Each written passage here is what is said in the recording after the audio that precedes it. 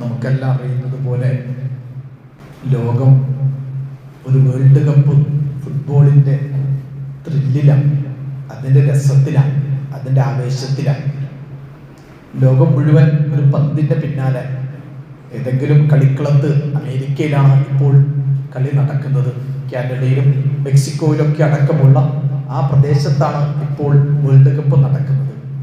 പക്ഷേ ലോകം മുഴുവൻ നമ്മുടേതുപോലുള്ള ഒരുപക്ഷെ 150 കോടി ജനങ്ങൾ ഉണ്ടെങ്കിലും ഒരു ടീമിനെ പറഞ്ഞയക്കാൻ സാധിക്കില്ലെന്ന് മാത്രമല്ല, അങ്ങനൊരു ടീമിന് പറഞ്ഞയക്കുന്നതിനെ കുറിച്ച് ചിന്തിക്കാൻ പോലും പറ്റാത്ത വിധത്തിൽ പിന്നാക്കം നിൽക്കുന്ന, പിന്നാക്കത്തിൽ പിന്നാക്കം, പിന്നാക്കത്തിൽ മുന്നാക്കം, പിന്നാക്കത്തിൽ മുന്നാക്കം, പിന്നിലാണ് പിന്നില് മുന്നിൽ എന്ന് പറയുന്നത് പോലെ നിൽക്കുന്ന രാജ്യമാണ് നമ്മുടെ രാജ്യം. ആ രാജ്യത്തെ നമ്മുടെയൊക്കെ പ്രദേശങ്ങളിലൊക്കെ ഉള്ള ആളുകൾ ഉൾപ്പെടെ ലോകം മുഴുവൻ വലിയ ആവേശത്തോടും ഉത്സാഹത്തോടെയും ആ പന്തിന്റെ പിന്നാലെ, കളിക്കാർ മാത്രമല്ല കളി കാണുന്നവരും ആ പന്തിന്റെ പിന്നാലെ രാവും പകലും ഓടിക്കൊണ്ടിരിക്കുന്ന, അതിനുവേണ്ടി രാത്രികാലങ്ങൾ ഒരുപക്ഷെ 1 AM 3 AM എന്നൊക്കെ പറഞ്ഞാൽ ശരിക്കും പറഞ്ഞ മനുഷ്യന്റെ ഗാഠമായ ഉറക്കത്തിന്റെ സമയമാണ്. ശരിക്ക് ഡീപ്പ് സ്ലീപ്പ് എന്ന് പറയുന്ന ഒരു സ്ലീപ്പ് ഉണ്ട്. ആ ഡീപ്പ് സ്ലീപ്പിന്റെ ഒരു സന്ദർഭമാണ് 1 മണി 2 മണി എന്നൊക്കെ പറഞ്ഞാലും. ആ ഒരു സന്ദർഭത്തിൽ ഉറക്കിനെ പോലും മാറ്റി വെച്ചുകൊണ്ട് തഹജ്ജുദിന്റെ സമയങ്ങൾ 3-3:30 സമയം, തതജാഫാ ജുനൂബുഹും അനിൽ മളാജിഇ യദ്ഊന റബ്ബഹും ഖൗഫൻ വതമഅൻ വമിമ്മാ റസഖനാഹും യുൻഫിഖൂൻ. ഈ രാത്രി നമസ്കാരത്തെ കുറിച്ച് ഖുർആൻ പറയുന്നു വല്ലാത്ത പ്രയോഗം. തതജാഫാ ജുനൂബുഹും, അവരുടെ പാർശ്വങ്ങൾ, അവരുടെ ശരീരഭാഗങ്ങൾ 2 ഭാഗത്തേക്ക് അകന്നു പോയിട്ട് അവരങ്ങോട്ട് എഴുന്നേൽക്കും. അവർ കിടക്കുന്ന പായയിൽ നിന്നും അവർ ശരീരഭാഷങ്ങൾ, കൈകൾ ഒക്കെ അങ്ങോട്ട് എഴുന്നേൽക്കും. തതജാഫാ ജുനൂബുഹും അനിൽ മളാജിഇ യദ്ഊന റബ്ബഹും. എന്തിനാണ് ആ പാതിരാത്രി എഴുന്നേൽക്കുന്നറിയോ? അള്ളാഹുവിനോട്, അവരുടെ നാഥനോട് പ്രാർത്ഥിക്കാൻ വേണ്ടി. യദ്ഊന റബ്ബഹും, അവരുടെ നാഥനോട് പ്രാർത്ഥിക്കാൻ വേണ്ടി. തതജാഫാ ജുനൂബുഹും അനിൽ മളാജിഇ യദ്ഊന റബ്ബഹും ഖൗഫൻ വതമഅ. ഖൗഫൻ വതമഅ, ഒരു ഭയം, ഒരു പേടി, അള്ളാഹുവിനെ കുറിച്ചുള്ള ഭയം, മരണത്തെക്കുറിച്ചുള്ള ഭയം, പരലോക ജീവിതത്തെക്കുറിച്ചുള്ള ഭയവും പേടിയും കൊണ്ട് പാതിരാവുകളിൽ ഒരുപക്ഷെ രാത്രിയുടെ അന്ത്യയാമങ്ങളിൽ എഴുന്നേറ്റ് നിന്ന് പ്രാർത്ഥിക്കുന്നവരാണ്. അള്ളാഹുവിന്റെ അനുഗ്രഹങ്ങൾ ഉണ്ടാകും, അള്ളാഹുവിന്റെ ഭാഗത്ത് ബർക്കത്ത് ഉണ്ടാകും എന്ന് ആഗ്രഹിച്ചും അള്ളാഹുവിന്റെ ശിക്ഷയെ ഭയപ്പെട്ടും രാത്രിയുടെ അന്ത്യയാമങ്ങളിൽ സ്വന്തം കിടപ്പറകളിൽ നിന്നും എഴുന്നേറ്റ് നിന്ന് പ്രാർത്ഥിക്കുന്ന ഒരു ജനത എന്ന് വിശുദ്ധ ഖുർആൻ പറയുന്നുണ്ട്. ഒരുപക്ഷെ നമ്മുടെ ഇന്നത്തെ ഒരു പുതിയ തലമുറയും നമ്മൾ ഉൾപ്പെടെ എല്ലാവരും ഇത്തരത്തിലുള്ള ഈ വേൾഡ് കപ്പ് ഫുട്ബോളിന്റെ ആരവങ്ങളിൽ, ആവേശത്തിൽ ഇങ്ങനെ കളികൾ കണ്ടുകൊണ്ടിരിക്കുകയാണ്. ഞാനിപ്പോ കളി കാണുന്നത് അതിന്റെ ഫിഖ്ഹ് പറയാനല്ല ഈ പറയുന്നത്. ഇപ്പോൾ നമ്മുടെ ലോകം മുഴുവൻ അത്തരം ഒരു വലിയ ആവേശ തിമിർപ്പിലാണ്. അതിൽ തന്നെയും വലിയ രാജ്യങ്ങൾ, അവിടുത്തെ താരങ്ങൾ, അവരോടുള്ള ഇഷ്ടവും ആവേശവും, ഫാനിസം, ഫാസിസം പോലെ ഒരു അപകടം പിടിച്ച ഒന്നാണ് ഫാനിസം. ഫാസിസം എന്നത് നമ്മൾ അനുഭവിക്കുന്ന, ഫാനിസം എന്ന് പറയുന്നതും നമുക്ക് തലമുറകൾക്കിടയിൽ വല്ലാത്ത അതിരും എതിരുമില്ലാതെ മുന്നോട്ട് പോകുന്ന, ഏതോ രാജ്യങ്ങളുടെ ഫ്ലാഗുകളും പതാകകളും നമ്മുടെയൊക്കെ പ്രദേശങ്ങളിൽ, പ്രത്യേകിച്ചും നമ്മുടെയൊക്കെ മുസ്ലിം കമ്മ്യൂണിറ്റി ഉള്ള പ്രദേശങ്ങളിലാണ് നമ്മുടെയൊക്കെ നാട്ടിൽ ഏറ്റവും കൂടുതൽ കണ്ടുകൊണ്ടിരിക്കുന്നത്. എന്നിട്ട് അതിൻ്റെ എല്ലാ അർത്ഥത്തിലും വലിയ 100 അടി 1000 അടി ഫ്ലക്സ് നമ്മുടെയൊക്കെ കൊച്ചു ഗ്രാമങ്ങളിൽ വലിയ വലിയ ടീമുകൾ, ഒരുപക്ഷെ ഫ്രാൻസിന്റെ പേരിൽ, അല്ലെങ്കിൽ അർജന്റീനയുടെ പേരിൽ, ബ്രസീലിന്റെ പേരിൽ പറങ്കി എന്ന വാക്കുപോലും വിളിച്ചിട്ടുള്ളത് പോർച്ചുഗീസുകാരെ ഈ സാമൂതിരിയുടെ കാലഘട്ടങ്ങളിൽ സാമൂതിരിയും അനുയായികൾ വിളിച്ചവരെ പറങ്കി എന്ന്. പറങ്കി എന്ന പ്രയോഗം തന്നെ കോഴിക്കോട്ട് മിഷ്കാൽ പള്ളിയുടെ മുന്നിൽ പോലും പറങ്കിപ്പടക്ക് ആശംസ പറഞ്ഞുകൊണ്ട് ഫ്ലാഗ്, ഈ പറങ്കിപ്പടക്ക് എതിരിൽ അവർ ആലിയം കോട്ട പിടിച്ച, അതുപോലെ ഈ മിഷ്കാൽ പള്ളിയിൽ നിന്നുകൊണ്ടാണ് ഈ പറങ്കിപ്പടക്ക് യുദ്ധം ചെയ്യാൻ തീരുമാനിച്ചത് പോലും മഹാന്മാരായ അവിടുത്തെ അന്നത്തെ ഖാദി മുഹമ്മദിനെ പോലുള്ള പണ്ഡിതന്മാർ, അല്ലെങ്കിൽ നാം അറിയുന്ന കുഞ്ഞാലി മരക്കാർമാരൊക്കെ കോഴിക്കോട്ടെ സാമൂതിരിമാരെ ചേർത്ത് പിടിച്ചുകൊണ്ട് മിഷ്കാൽ പള്ളിയിലാണ് മുസ്ലിം സമൂഹവും ഹൈന്ദവ സമൂഹവും നായന്മാരൊക്കെ ഒരുമിച്ച് കൂടി മീറ്റിംഗ് യോഗം കൂടി പറങ്കികൾക്കെതിരെ പൊരുക. പറങ്കി എന്ന പ്രയോഗം പോലും കേരളത്തിൽ വ്യാപകമായത് ആ ഒരു സമരമാണ്. പോർച്ചുഗീസുകാരെ വിളിച്ച പേരാണ്. ആ പോർച്ചുഗീസുകാരെ ഫ്ലാഗ് അടക്കം വലിയ ആവേശത്തിലൊക്കെ കൊണ്ടുനടക്കുകയാണ്. ഒറ്റ വാക്കിൽ ഞാൻ ഇതൊക്കെ എന്തോ മോശമാണെന്ന് പറയാനല്ല ഈ പറയുന്നത്, അതിന്റെ അമിതത്വം. തീർച്ചയായിട്ടും ഫുട്ബോൾ എന്നത് ഏറ്റവും മനോഹരമായ ഒരു കായിക രൂപമാണ്. കായിക രൂപങ്ങൾ ഏറ്റവും സൗന്ദര്യമുള്ളത്, ഏറ്റവും രസമുള്ളത്, ഏറ്റവും ആസ്വാദനമുള്ളത് ക്രിക്കറ്റിനേക്കാൾ ഒരു പക്ഷെ പണ്ടൊക്കെ ടെസ്റ്റ് ക്രിക്കറ്റ് ഉണ്ട്. 4-5 ദിവസം നീണ്ടുന്ന ടെസ്റ്റ് കളി രാവിലെ തൊട്ട് വൈകുന്നേരം വരെ, പിന്നെ ഇങ്ങനെ 4-5 ദിവസം നീണ്ടു നിൽക്കുന്ന ഒരു ഓവറൊക്കെ എറിഞ്ഞാൽ രവിശാസ്ത്രി പോലെ ആൾക്ക് ഒരു റൺസ് പോലും അടിക്കാത്ത മുട്ടിത്തട്ടി നിന്ന് കളിക്കുന്ന ഒരു തരം കളി, അതിന്റെ മുമ്പിൽ എഴുത്തിക്കാഫിരിക്കുന്ന അത്തരത്തിൽ തട്ടിമുട്ടിക്ക് കളിക്കുന്ന 4-5 ദിവസം ടെസ്റ്റ് ക്രിക്കറ്റ് കളിയുടെ ഒരു കാലഘട്ടമൊക്കെ ഉണ്ടായിരുന്നു. ഇതൊക്കെ ഇംഗ്ലീഷ് രാജ്യങ്ങളും തണുത്ത രാജ്യങ്ങളും അവരുടെ കോളനി രാജ്യങ്ങളിലൊക്കെ തുടങ്ങി. പിന്നീട് ഇംഗ്ലണ്ടിലും വെസ്റ്റ് ഇൻഡീസൊക്കെ ആയിരുന്നു ഫുട്ബോളിന്റെ രാജാക്കന്മാർ. പിന്നീട് അത് ഒരു പക്ഷെ നമ്മുടെ ഇന്ത്യയിലേക്കൊക്കെ വന്നു. ഇന്നിപ്പോ അത് അല്പം കൂടി മുന്നോട്ട് പോയി UAE, ബംഗ്ലാദേശ് പോലുള്ള രാജ്യങ്ങളൊക്കെ കടന്നു വന്നിട്ടുണ്ടെങ്കിലും ഒരു ലോകമാണ് ക്രിക്കറ്റ് എന്ന് പറയുന്നത്. അപ്പൊ അതിന്റെ പോലും വ്യാപാരവൽക്കരണത്തിന്റെ, വാണിജ്യവൽക്കരണത്തിന്റെ പുതിയ രൂപമാണ് IPL എന്നൊക്കെ പറഞ്ഞ് 2020 20 ഓവറേ ഉള്ളൂ. പണ്ട് 50 ഓവർ ഏകദിനം എന്നാണെങ്കിൽ 50 ഓവറുകൾ തന്നെ 4-5 ദിവസം എറിയുന്ന ടെസ്റ്റും 50 ഓവർ കളിക്കുന്ന ഏകദിനവും വിട്ടിട്ട് IPL എന്ന് പറയുന്ന എല്ലാ ബോളിലും 4ഉം 6ഉം അടിക്കുന്ന, ഇങ്ങനെ എപ്പോഴും 6ഉം 4ഉം. പണ്ട് 6ഉം 4ഉം ഒരു വലിയ സംഭവമായിരുന്നെങ്കിൽ എല്ലാ ബോളും 4 ആക്കുന്ന, എല്ലാ ബോളും 6 ആക്കുന്ന, 6ഉം ബോളും ബൗണ്ടറിക്കൊപ്പം കടക്കുമ്പോൾ ഉടൻ തന്നെ ചിയേഴ്സ് ഗേളുകളുടെ ഡാൻസും അതിനൊപ്പമുള്ള അങ്ങനെയുള്ള ചേരുവകളൊക്കെ ചേർത്തുകൊണ്ട് അത്രയും ക്ലബുകൾക്ക് നൽകുന്ന പേര് പോലും രാജസ്ഥാൻ ഡെവിൾസ്, ബാംഗ്ലൂർ ഡെവിൾസ്, അങ്ങനെയൊക്കെ പേര് തന്നെ പിശാചെന്ന ഡെവിൾസ് എന്നൊക്കെ പറഞ്ഞിട്ട് പേരുകൾ പോലും നമ്മുടെയൊക്കെ നാട്ടിലെ ഹോളിവുഡ് ബോളിവുഡ് താരങ്ങളും സിനിമാ താരങ്ങളൊക്കെ താരങ്ങളെ ലേലത്തിനെടുത്ത് വലിയ ചൂതാട്ടം നടന്ന് വലിയ കോടികൾ തിരിമറിയുന്ന കളിക്കളത്തിനകത്തുള്ള കളി, കളിക്കളത്തിന് പുറത്തുള്ള കളി, ഗ്രൗണ്ടിനകത്തുള്ള കളിയേക്കാൾ വലിയ പുറത്ത് കളി നടക്കുന്നുണ്ട്. ആ കളിയുടെ പിന്നാമ്പുറങ്ങൾ എല്ലാ കളിയും അങ്ങനെ തന്നെ. ഞാൻ പറയുന്നത് ക്രിക്കറ്റ് ഉണ്ട്, ഹോക്കി ഇന്ത്യയിൽ തുടങ്ങിയതാണ്, പക്ഷെ അത് വലിയ അർത്ഥത്തിൽ ലോകത്ത് വികസിച്ചിട്ടില്ല. സാക്ഷാൽ ഒളിമ്പിക്സ് അടക്കം ബാക്കി ഏത് ബാഡ്മിന്റൺ, ഏത് കലാരൂപങ്ങൾ, ഏത് കായിക രൂപങ്ങളെക്കാൾ സാക്ഷാൽ ഒളിമ്പിക്സിൽ ഇത്തരത്തിലുള്ള ഓട്ടവും ചാട്ടവും എല്ലാ അർത്ഥത്തിലുള്ള മത്സരങ്ങൾ ചേർത്ത് വെച്ച ആ ഒളിമ്പിക്സിന് പോലും ഈ വേൾഡ് കപ്പ് ഫുട്ബോളിനോളം സൗന്ദര്യമില്ല, അത്രത്തോളം ആസ്വാദക വൃന്ദമില്ല, അത്രത്തോളം അത് ആഘോഷിക്കപ്പെടുന്നില്ല. അങ്ങനെയൊക്കെയുള്ള വേൾഡ് കപ്പ് ഫുട്ബോൾ ഏറ്റവും മനോഹരമാണ്, സംശയമൊന്നുമില്ല. കളിക്കുക എന്ന് പറയുന്നത് വളരെ പ്രധാന. ശരീരം, sound body, sound mind. Sound body എന്ന് പറയുന്നത് ഒരു വിശ്വാസിക്ക് ആവശ്യമാണ്. നല്ല ആരോഗ്യമുള്ള മനുഷ്യൻ, ആരോഗ്യമുള്ള വിശ്വാസി എന്ന് പറയുന്നത്, ഒരു സത്യവിശ്വാസി എന്ന് പറയുന്നതിന് ആരോഗ്യം ആവശ്യമുള്ളവരാണ്. ആരോഗ്യമുള്ള ജീവിതം വേണമെന്നുള്ളതാണ് ഖുർആൻ തന്നെ പറയുന്നത്. ഖുർആനും ഹദീസൊക്കെ പറയുന്നത് അൽ മുഅ്മിനുൽ ഖവി അഹബ്ബു ഇലയ്യ മിനൽ മുഅ്മിനിൽ ലഈഫ്. കരുത്തനായ ഒരു വിശ്വാസിയാണ് എനിക്ക് ഏറ്റവും ഇഷ്ടം. കരുത്തുള്ള വിശ്വാസി, ആരോഗ്യമുള്ള വിശ്വാസി. അള്ളാഹുവിന്റെ റസൂൽ ഗുസ്തിപിടുത്തം പഴയ കാലഘട്ടങ്ങളിലൊക്കെ യുദ്ധത്തിനു മുമ്പ് ദ്വന്ദ്വയുദ്ധം നടക്കുമായിരുന്നു. ഗുസ്തി യുദ്ധം നടക്കും. ആ ഗുസ്തി യുദ്ധത്തിലൊക്കെ മുസ്ലിങ്ങൾ വിജയിക്കാറുണ്ട്. അങ്ങനെ ഗുസ്തി പിടിക്കാൻ കരുത്തുള്ളവരാണ് മുസ്ലിങ്ങൾ. റുക്കാനയുമായിട്ട് പ്രവാചകൻ തന്നെ ഗുസ്തി പിടിക്കുന്നുണ്ട്. അവിടുത്തെ അറിയപ്പെട്ട ഗുസ്തി വീരനെ അള്ളാഹുവിന്റെ റസൂൽ മുഹമ്മദ് മുസ്തഫ സല്ലല്ലാഹു അലൈഹി വസല്ലം ഗുസ്തി പിടുത്തത്തിൽ പരാജയപ്പെടുത്തിയിട്ടുണ്ട്. റസൂൽ നല്ല ആരോഗ്യമുള്ള മനുഷ്യനായിരുന്നു. പല പ്രവാചകന്മാരും നല്ല ആരോഗ്യമുള്ള. മൂസാ നബിയെ കുറിച്ച് കേട്ടില്ലേ? മൂസാ നബി മൂസാ നബി ഒരു നാട്ടുപുറങ്ങൾക്ക് ചെല്ലുമ്പോൾ ഒരു കിബ്തിയായ മനുഷ്യനും ഇസ്രയേലി മനുഷ്യനും തമ്മിൽ ശണ്ട കൂടുക.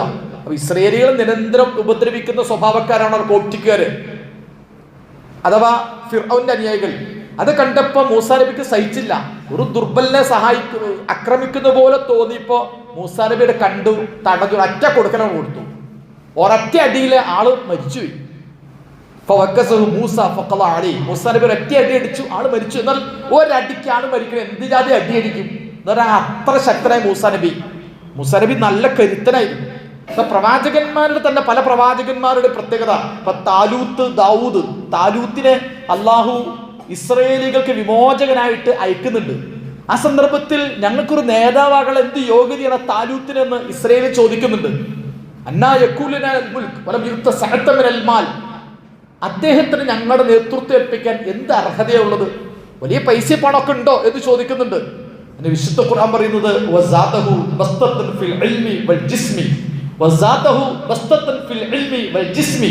അദ്ദേഹത്തിന് അറിവ് നൽകിയിട്ടുണ്ട്, കരുത്തും നൽകിയിട്ടുണ്ട്. കരുത്തുള്ള പ്രവാചകൻ താലൂത്ത്, പ്രവാചകല്ല ഒരു രാജാവ്. താലൂത്ത് എന്താ പറയുക, കരുത്തുള്ള നേതാവ്, നല്ല ആരോഗ്യമുള്ള, നല്ല ശക്തിയുള്ള, നല്ല ധീരതയുള്ള, അങ്ങനത്തെ ഒരു സൗണ്ട് മൈൻഡും സൗണ്ട് ബോഡിയും ഒക്കെ ഉള്ള മനുഷ്യരാണ് പ്രവാചകന്മാർ വരെ. താലൂത്ത് അങ്ങനെയുള്ള ഒരു നേതാവായിരുന്നു. ഇന്ന ഖൈറ മൻ ഇസ്തഅജർതൽ ഖവിയുൽ അമീൻ. മഹാനായ മൂസ നബി അലൈഹിസ്സലാത്തു വസ്സലാം ഇങ്ങനെ ഒരു നാട്ടിൽ ചെല്ലുമ്പോൾ 2 പെൺകുട്ടികളുടെ വെള്ളം എടുക്കാൻ വന്നു. ആ പെൺകുട്ടി വെള്ളം കിട്ടുന്നില്ല, വെള്ളം ആരും വാങ്ങിച്ചു കൊടുക്കുന്നില്ല. കുറേ ആണുങ്ങൾ പുരുഷന്മാർ ഉന്തി തള്ളി അവർ വെള്ളം എടുക്കാൻ ഒരു കിണറിൽ വെള്ളം ബക്കറ്റിൽ എടുക്കാൻ. അപ്പൊ ആരും തന്നെ ഈ പെൺകുട്ടികളെ പരിഗണിക്കാൻ തയ്യാറാവുന്നില്ല. എല്ലാവരും അവനവന് വെള്ളം എടുക്കാൻ ശ്രമിക്കുക. അവിടെ മൂസാ നബി അലൈഹിസ്സലാത്തു വസ്സലാം എന്താ ചെയ്തതെന്നറിയോ?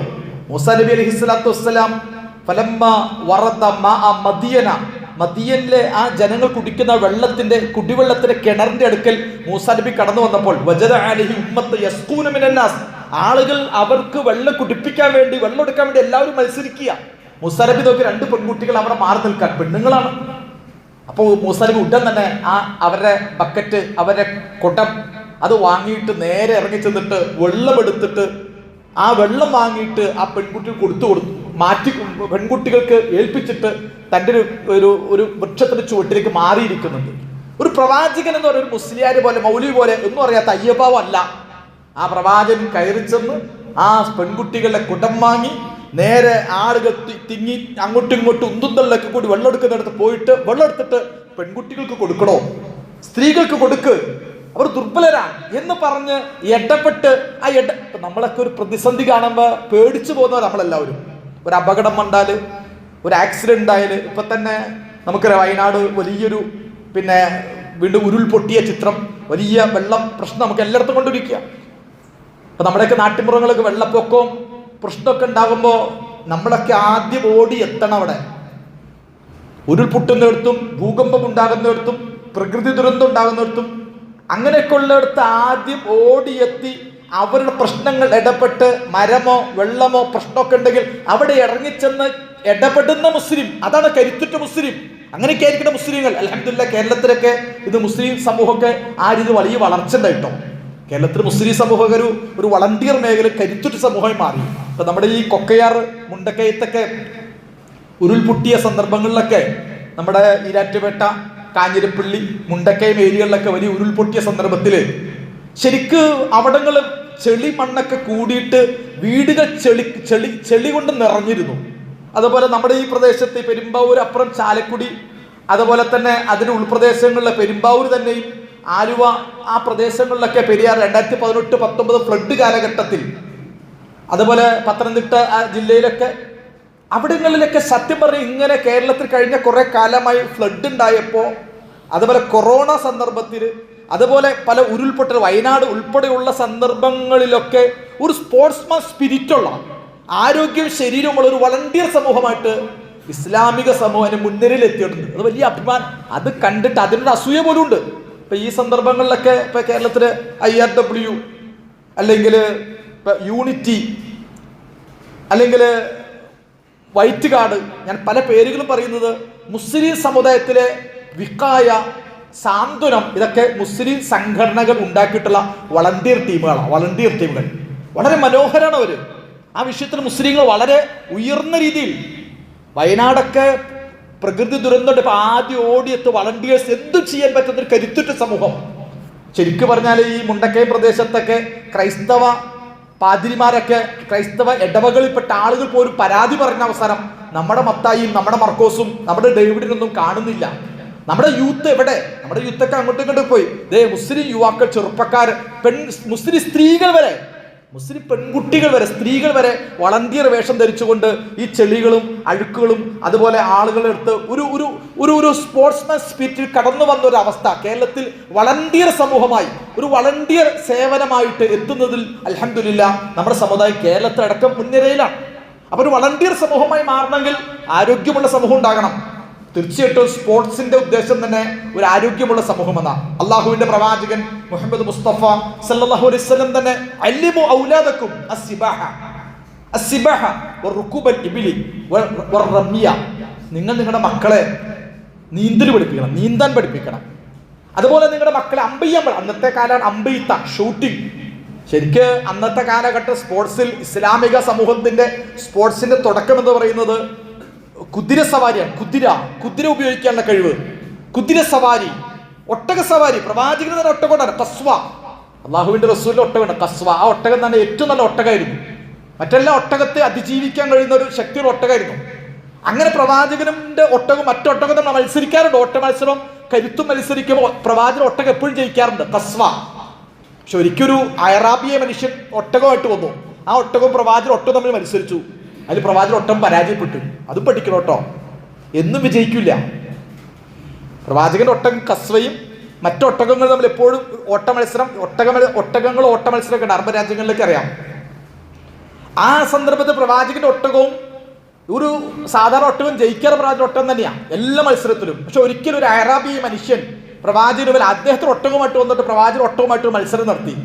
അതിൽ പ്രവാചകൻ ഒട്ടകം തോറ്റുപോയി. ഇപ്പൊ റസൂൽ പറയുന്നുണ്ട്, ലോകത്തെ ഏത് വസ്തുക്കളും അള്ളാഹുവിന്റെ ഹക്കാണ്, ലോകത്ത് ഉയർന്നു നിൽക്കുന്നവരെല്ലാവരും താഴ്ത്തുക എന്ന് പറയുന്നത്. എപ്പോഴും അവർ ജയിക്കാൻ പാടില്ല. സ്പോർട്സിന്റെ അടിസ്ഥാനം തന്നെയാണ്, എന്നും അവർ ജയിക്കാൻ പാടില്ല. മെസ്സി എന്നും ജയിക്കും, അർജന്റീന എന്നും ജയിക്കും എന്ന് വിചാരിക്കുന്ന ഫാൻസ് അങ്ങനെ ഫാൻസ് ആകാൻ പാടില്ല. അതിന്റെ പേര് ടെൻഷൻ, അതിന്റെ പേര് ബേജാറ്.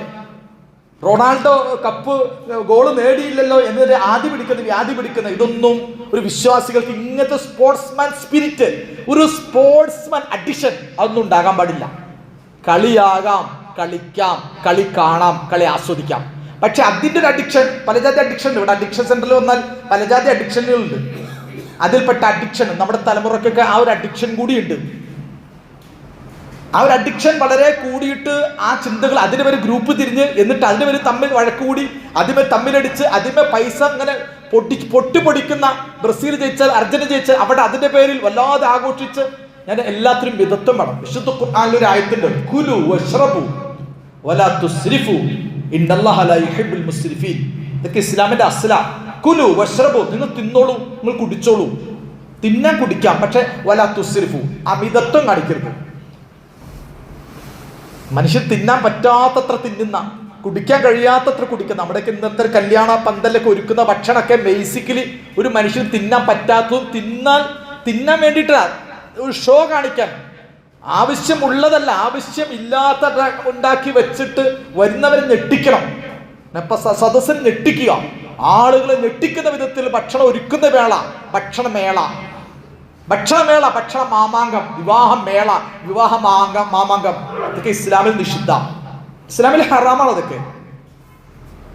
പക്ഷെ ഇന്നൊക്കെ പല കല്യാണ വേളകളിലും ആവശ്യമുണ്ടോ?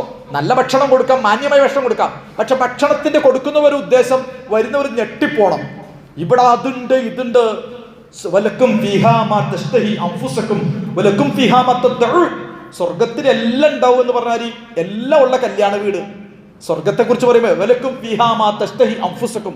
മട്ടൻ വേണോ, ചിക്കൻ വേണോ, അത് വേണോ, ഇത് വേണോ, ഐക്കൂറ വേണോ, ആവോലി വേണോ, ബിരിയാണി വേണോ, അത് വേണോ, എല്ലാം ഉണ്ട്. എന്തിനത്? കാണട്ടെ, ഷോ, ആളുകൾ അറിയട്ടെ, ആളുകൾ ചർച്ച ചെയ്യട്ടെ, വ്ളോഗർമാർ വരട്ടെ, എന്റെ വ്ളോഗർമാർ കാണിച്ചിട്ട് ലോകം ഞെട്ടട്ടെ.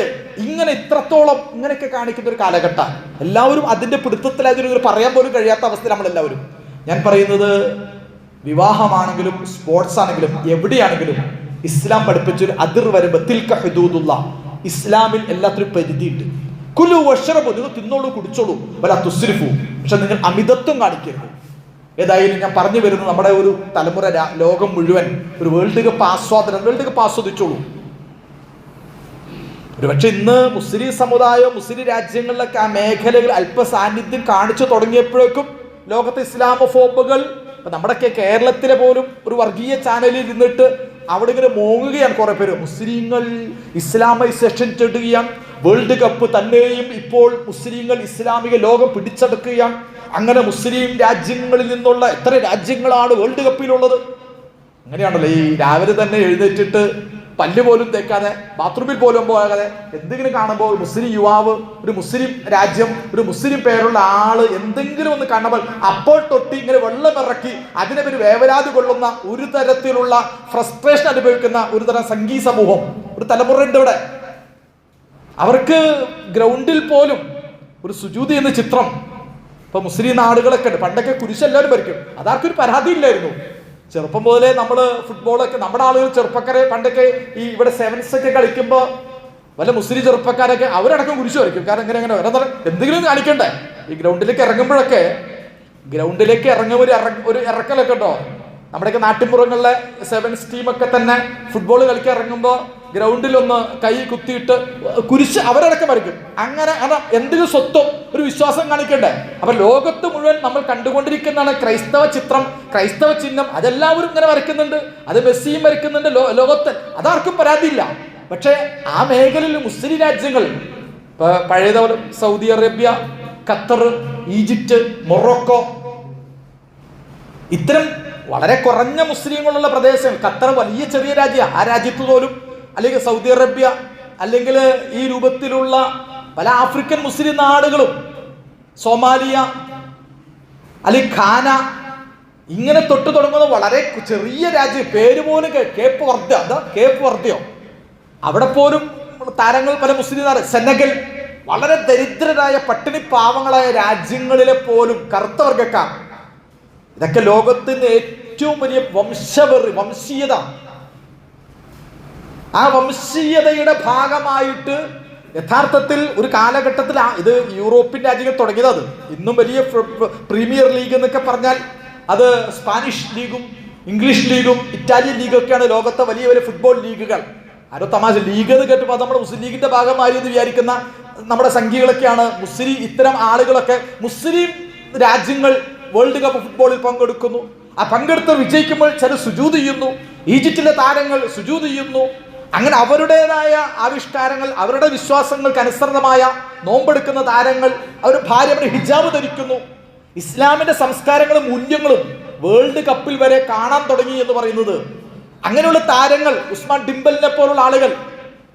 അതുപോലെ സ്പെയിനിലൊക്കെ കുടിയേറ്റക്കാരാണ്. ശരിക്കും പറഞ്ഞാൽ ഇപ്പൊ ഫ്രാൻസ് അല്ലെങ്കിൽ സ്പെയിന് അങ്ങനെയുള്ള പല രാജ്യങ്ങളിലും വെള്ളക്കാരാണ്, വൈറ്റ് രാജ്യങ്ങളാണ്, വൈറ്റ് മാനാണ്. പക്ഷെ അവിടങ്ങളിൽ വരെ സ്പോർട്സിന് വേണ്ടിയിട്ട് ഈ വംശവെറിയ മനസ്സൊക്കെ കൊണ്ട് നടക്കുന്ന ആളുകൾക്ക് വരെ അവിടുത്തെ കറുത്ത വർഗ്ഗക്കാരെ ഉപയോഗപ്പെടുത്തേണ്ടി വരുന്നു. മൈഗ്രേറ്റ്സ്, എല്ലായിടത്തും കുടിയേറ്റക്കാർ. ഇപ്പൊ ഏറ്റവും വലിയ കുടിയേറുക, ഇപ്പൊ നമ്മുടെ നാട് അതിഥി തൊഴിലാളികളെ എന്ന് പറയുന്നത് നമ്മളെന്തോ ഒരു വല്ലാത്ത ജീവികളെ നമ്മൾ പോലും കാണുന്നുണ്ടോ? ഇതുപോലെ യൂറോപ്യൻ രാജ്യങ്ങളിലൊക്കെ കയറി ചെന്നിട്ടുള്ള ആഫ്രിക്കൻ, ഇപ്പൊ സ്പെയിൻ ആണെങ്കിൽ മൊറോക്കോയിൽ നിന്ന് ധാരാളം ആളുകൾ വന്ന നാടാണ് സ്പെയിൻ.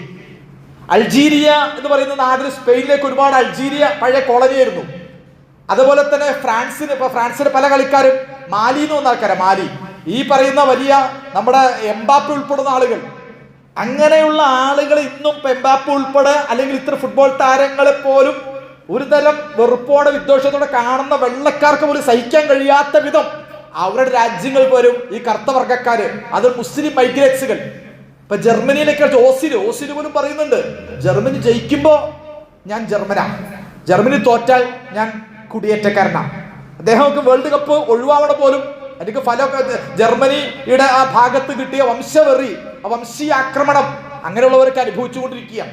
അപ്പൊ എന്തായാലും ഞാൻ പറയുന്നത്, ഇസ്ലാമിക സമൂഹത്തെ സംബന്ധിച്ചിടത്തോളം വേൾഡ് കപ്പ് ഫുട്ബോളിൽ വരെയും അൽഹംദുലില്ലാ മുസ്ലിം രാജ്യങ്ങളും അതിന് പ്രാതിനിധ്യമൊക്കെ ശക്തിപ്പെട്ടിട്ടുണ്ട്.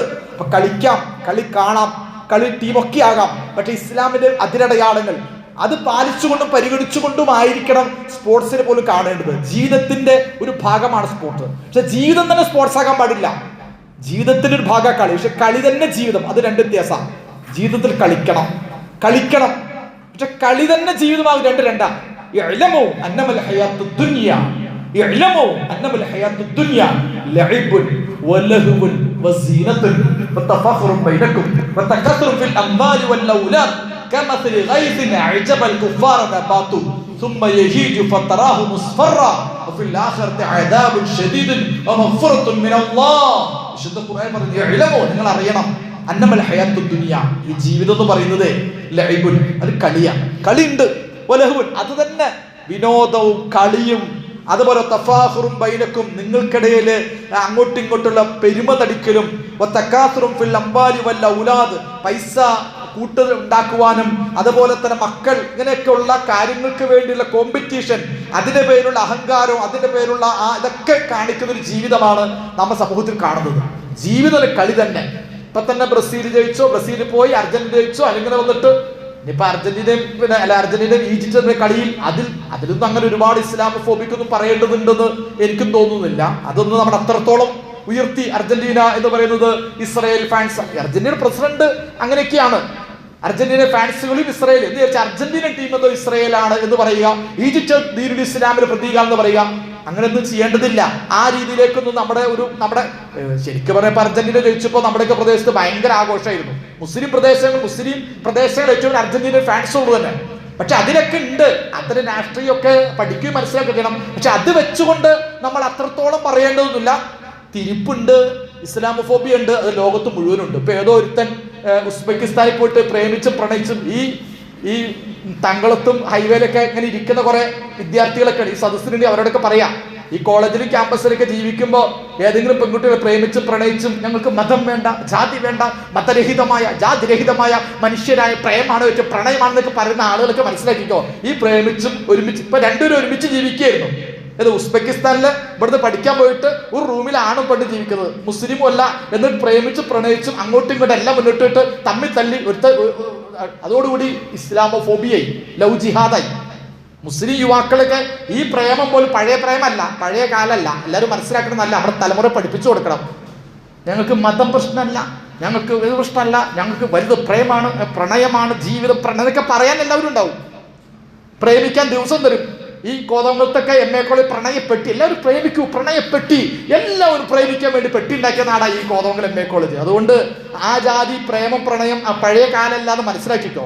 ഒരു ഹെൽമെറ്റ് ഇടാതെ പോയാൽ പറയും, ഈ ഹെൽമെറ്റ് ഇടാതിരിക്കാൻ കാരണം ഈ വണ്ടി ഓടിക്കുന്ന സന്ദർഭത്തിൽ അവന്റെ തലച്ചോറ് കൊണ്ട് രാജ്യദ്രോഹപരമായ ചിന്തകൾക്ക് ഏതെങ്കിലും അർത്ഥത്തിൽ സ്വതന്ത്രമായി രാജ്യദ്രോഹ ചിന്തയ്ക്ക് വേണ്ടി തല തുറന്നിട്ടതാവാൻ സാധ്യതയുണ്ട്, അതുകൊണ്ട് ഹെൽമെറ്റ് ഇടാത്തതിനും ഭീകരവാദ ബന്ധമുണ്ടോ എന്ന് ആലോചിക്കുന്ന കാലഘട്ടം ഇത്. ഹെൽമെറ്റ് ഇടാൻ ഒരു മുസ്ലിം ചിലപ്പോൾ ഹെൽമെറ്റ് ഇടാതെ പോയതിന് പിന്നിൽ പോലും അവൻ ഈ വണ്ടി ഓടിക്കുമ്പോൾ രാജ്യത്തിനെതിരെ ചിന്തിക്കാൻ വേണ്ടി, രാജ്യദ്രോഹ ചിന്ത തലയിൽ വരാൻ വേണ്ടിയാണോ ഹെൽമെറ്റ് ഒഴിവാക്കിയത്? അതിൽ ഭീകരവാദയുടെ ബന്ധമുണ്ടോ എന്ന് ചിന്തിക്കാൻ മാത്രമുള്ള ഇസ്ലാമോഫോബിയയുടെ നാണം കെട്ടൊരു കാലഘട്ടം. ഉസ്ബെക്കിസ്ഥാൻ ആണും പെണ്ണും ഒരുമിച്ച് കിടന്ന് താമസിച്ചിട്ട് അതിന്റെ പേരിലുണ്ടായ ഒരുത്തിന്റെ പേരിൽ പോലും ഇന്നിപ്പോ ഈ ലവ് ജിഹാദ് ആരോപിച്ച് സമുദായം മറുപടി വരേണ്ട അവസ്ഥയാണ്. അപ്പൊ അതുകൊണ്ട് വേൾഡ് കപ്പ് ഉൾപ്പെടെ ലോകത്ത് മുഴുവൻ ഇസ്ലാമോഫോബിയയുടെ അംശലേശങ്ങൾ സിനിമാ ലോകത്തും നമ്മുടെ 3ാം-കിട 4ാം-കിട സിനിമകളിൽ പോലും അഭിനയിക്കുന്ന അൻസിബയ്ക്ക് പോലും ഇന്ന് ഈ കേരളത്തിന്റെ മണ്ണിൽ പോലും അമ്മ എന്ന് പറയുന്ന അതിലടക്കം ഇസ്ലാമോഫോബിയുടെ അംശമുണ്ട്. പിന്നെ ബാക്കി പറയേണ്ട ആവശ്യമുണ്ട്. അപ്പൊ എന്തായാലും ഞാൻ പറഞ്ഞു വരുന്നത്, ഈ വേൾഡ് കപ്പ് ഫുട്ബോൾ ഉൾപ്പെടെയുള്ള കാര്യങ്ങളിലൊക്കെ നമ്മെ സംബന്ധിച്ചിടത്തോളം ഒരു വിശ്വാസിയുടെ സന്തുലിതമാണ്. ജീവിതം കളി ചിരി തമാശയിൽ പോണ ആളുകളുണ്ട്. പക്ഷെ ജീവിതം അതല്ല. അത് ഈ ഈ മഴ പോലെ ഈ മഴയുടെ പെയ്യുമ്പോ ഇപ്പൊ നമ്മുടെ നല്ല എല്ലാ ചെടി, വാഴ, തേങ്ങ, മാവ് എല്ലാം മുളയ്ക്കും, എല്ലാം ഉണ്ടാവും. അത് ഈ മഴയുടെ പ്രത്യേകം, മഴ പെയ്യുമ്പോൾ അത് ഇലയ്ക്കും എല്ലാം ഉണ്ടാവും. പക്ഷേ തുമ്മഹിജു, പിന്നെ ഒരു കാറ്റടിക്കും, മുസ്ഫറ, കുറച്ച് കാണുമ്പോൾ അതൊക്കെ മഞ്ഞച്ചടക്കും, പിന്നെ ചെടികളും പൂക്കളും അതുപോലെ എല്ലാം ഉണങ്ങി വരണ്ടു പോകും. അതുകൊണ്ട് ജീവിതം ഒരു കളി, മെസ്സി റൊണാൾഡോയും അതൊന്നുമല്ല ഹീറോ. നമ്മൾ ഫാൻ അള്ളാഹുവിന്റെ റസൂലിന്റെ ഫാനാണ്. എത്ര സഹാബിയുടെ പേര് നമ്മുടെ കുട്ടികൾക്കറിയാം. അർജന്റീന ടീമിന്റെ ഫോർവേഡ് ആരാ, ബാക്ക്വേഡ് ആരാ, ഗോളി ആരാ, സബ്സ്റ്റിറ്റ്യൂട്ട് ഗോളി ആരാ, കോച്ച് ആരാ, അടക്കം നമ്മുടെ പിള്ളേർക്കറിയാം. എല്ലാ കുട്ടികളും ആ താരങ്ങളുടെ പേര് മുഴുവൻ ഹിഫ്ള്, ഒരു ആയത്തെ ഹിഫ്ള്, സൂറത്തുൽ മുൽക്ക്, അത് ഹിഫ്ളൊന്നുമില്ല. സുഹൃത്ത് യാസിൻ, അത് ഹിഫ്ള് അവിടെ ഒന്നുമല്ല. പക്ഷെ അർജന്റീനൻ താരം, ബ്രസീലിയൻ താരം, എല്ലാവരുടെ താരങ്ങൾ, അവരുടെ പേരുകൾ അതൊക്കെ ഹിഫ്ള് ചെയ്ത് അതെല്ലാം കാണാതെ പഠിച്ച് അതൊക്കെ അതിന്റെ മുമ്പിൽ എഴുത്തിക്കാഫിരുന്ന് അതിനു മുമ്പിൽ എല്ലാ അർത്ഥത്തിലും ശ്രമിക്കുന്ന ഒരു തലമുറയോട് പറയാനുള്ളത്, ജീവിതം എന്നൊരാകെ കളിയും ചിരി തമാശയും ഒരുക്കരുത്. അത് അവസാനിക്കും.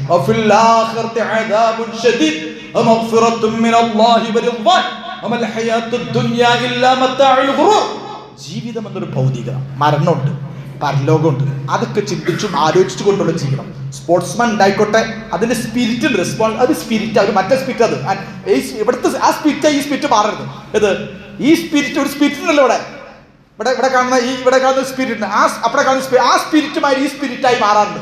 അല്ലെങ്കിൽ സ്പോർട്സ് ക്ലബ്ബുകൾ, നമ്മുടെ നല്ല ക്ലബ്ബുകൾ, ഈ മലപ്പുറം ജില്ലയിലൊക്കെ സെവൻസ് ക്ലബ്ബുകൾ, നിങ്ങൾ സെവൻസ് എടുക്കുന്ന ഗ്രൗണ്ടിൽ പോയി നോക്കാം, തെറിപ്പൂരത്ത് ഈ മൂവാറ്റുപുഴയിലൊക്കെ പണ്ടൊക്കെ സെവൻസ് കളി കാണാൻ പോയാൽ ലോകത്തെ ഏറ്റവും തെറി പറയുന്ന സ്ഥലത്തിന്റെ പേരാണ് ഈ കളിക്കളങ്ങൾ.